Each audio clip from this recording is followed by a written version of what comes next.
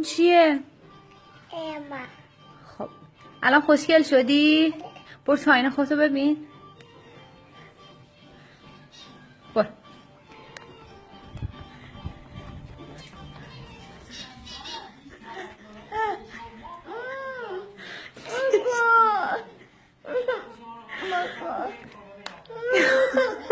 خودتو ببین.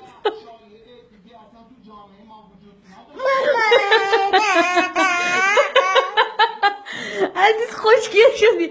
خیلی خوب باشه بریم پاک میکنم شبیه بابا شدی. خب نزن خودتو، من پاک میکنم. آروم باش. آروم.